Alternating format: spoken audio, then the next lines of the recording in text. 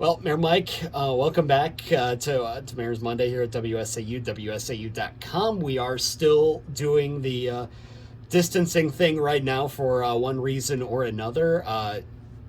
Obviously, the coronavirus still around. We're still reporting hundreds of cases a day here in Wisconsin. But I mean, if there's any good news that comes out of this, it's that here in north central Wisconsin, things have continued to just be at a steady pace, and we're not seeing huge spikes in one area or another.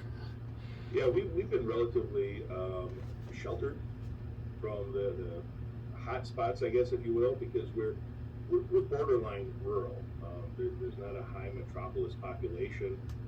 We don't have a lot of major events going on, so we've done what we hope to do, and that's flatten the curve.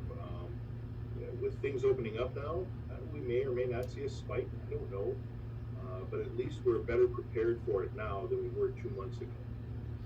Yeah, absolutely. And that's the thing that everybody seems to say right now. It seems like, everybody's jobs may be getting a little easier. It's either we're getting used to this, we're getting used to the chaos, we've adapted to the chaos, or now we better know how to handle this thing, which is, I guess, all any of us could ask from where we were 2 months ago. And things were changing seemingly every 5 minutes. Yeah, things still change pretty frequently, but again, we're in a better place now because I think the initial shock has worn off, and the panic, if you will, is subsided a bit. And now people are thinking more with a level head. I hope that people have become accustomed to social distancing and wearing masks in public and avoiding large crowds, all the standard things that we're probably supposed to be doing in real life anyway, because there's all sorts of things out there other than COVID-19 that could affect us. So as long as you're safe, I think we're going to get through this just fine. And one thing that's going to be maybe a little sense of a return to normalcy here in the next few days as we start off the month of June again. Hold line, hard to believe that we're already halfway through the year already. You're going to start ramping up and maybe taking on some of these projects in the city that you had put on hold there for a while, maybe not talking about them because they're difficult to talk about or negotiate via distancing means such as these. Well, and today is the first day that our city offices, most of the city offices, are back open to the public. We've had time to put in some safety measures. You'll notice when you come to City Hall that there's a few more obstacles, I guess, to keep our employees safe and the general public. We want to keep you 6 feet apart. We prefer that you wear a mask if you come down to City Hall. All of our online options are still available, so if you don't feel comfortable doing it in person, almost everything that needs to be done with normal citizens and the city can be done online or through a phone call. But if you have to show up to City Hall, you'll see some plexiglass barriers up to protect our employees, maybe changing of hours. But our city staff is back to their normal work routines, which means filling potholes and cracks like we've been doing anyway. The treasurer's office is open. Municipal court is still holding a lot of things remotely because they can. Our June round of meetings is still going to be held remotely, and I imagine that we'll have a remote option through probably July and August as well until people feel comfortable getting back into those larger groups. But yeah, we're kind of returning to normal. This isn't an excuse to go out there and whoop it up with thousands of people either. You need to be careful and just know that when you're out in those large groups, I hear Hodag is still happening. So be careful. Yeah, that's a whole nother monster right there, literally and figuratively. That we will, we will, now that the can of worms has kind of been pried open, we will safely put that away. And because of course you made your own decision with Riverfront Rendezvous, whether that was popular or not, again, another discussion for another time. But you are though moving forward with plans for, as you mentioned, in-person meetings now. Give us an idea. Do you know what that's going to look like right now, or at least the option for more in-person interaction at meetings? Well, I want to say we're going to get back to normal, but I don't think that's ever going to be possible, at least not in the near future. So because we have some people who have varying degrees of comfort in those groups, we're going to still afford them that option. I think it's very usable. We have, most of us have become very familiar and tech savvy when it comes to meeting virtually, and I think we're going to carry that on for those who need it. For those who feel comfortable, we can set up an environment where we can have those in-person meetings, trying to maintain that 6 feet of distance, cleaning off tables, microphones, those sorts of things before and after our meetings, just general safety guidelines. One thing I could probably tell you about, because people are asking about the municipal pool, right now it's on hold. We will not be opening before July 1st. Mm-hmm. However, if we're not in a place that the health department feels we can have groups of larger than 50, by July 1st, we will not open it all for the year. That's kind of our threshold. If we're in a better place by July 1st, and we are allowed to have, through recommendations, allowed to have groups of more than 50, we will likely open the pool after July 1st.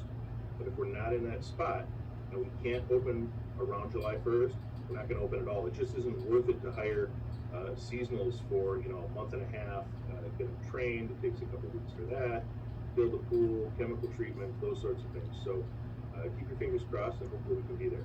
Yeah, and that's actually a discussion that's going to happen tonight here in Wiza as well. And I know one of the big pieces of that for everyone has been just that, the staffing. The kids are calling the parks department every couple of days saying, hey, do I have a job? I've got this offer for this other job somewhere else. What should I be telling them? How have you found the staffing for that is going? I mean, are you telling the kids in a holding pattern, or are you letting them go to another job if they can? We found out early enough where we really didn't hire any of our seasonals, and we told them that. They have to do what's in their best interest, so if they were able to find a different job for the summer, they should have. But it's really a holding pattern, and that would be another option to not open, is if we can't find an adequate staff for those 6 or 8 weeks that they would be able to be at the municipal pool. It's probably not going to happen. We haven't crossed that threshold yet. I'm confident we can find enough staff and enough good people to staff the positions when it happens, and we'll just have to wing it and play it by ear. Yeah, and I'm guessing that's what you would do as well with things such as pool capacity and other issues, because that's going to be a very sticky point as well. I mean, do you let 50 kids in for an hour and then shuttle in another 50 kids? I mean, there's a lot of things to think about. Yeah, we've been dealing with challenges like that all around. The Boys and Girls Club, for example. Right now, the Portage County Health Department says you can have groups of less than 50 people. But they have hundreds of kids that use their facility. How do you choose which kids are allowed to be there and which ones are not? So we're trying to work out an option, because our rental facilities, our lodge rentals, are going to be open to groups of 50 or less people, because they're both indoor and outdoor. And we're going to sanitize them at the beginning of the day, and when the group leaves, we'll sanitize them then as well. But we're trying to work with the Boys and Girls Club to see if there's an option to utilize some of those facilities maybe during the week, and split up the hundreds of kids that use the facilities into groups of smaller than 50, so we can comply with the DHS recommendations and provide the services that the Boys and Girls Club have been doing for years here in Stevens Point, and assisting those parents who are able to get back to work but may not be able to find childcare. Mm-hmm.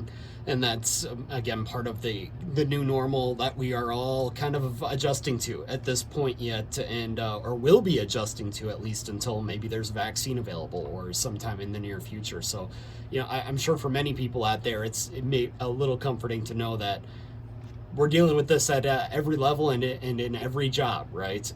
Yeah, it was funny because with Memorial Day, we rewatched, there was a TV channel that was running some special movies, 30 Dozen and that sort of thing, but we watched Heartbreak Ridge with Gunny Sergeant Highway and his rules, to improvise, overcome, adapt. That's what we're dealing with here in COVID-19.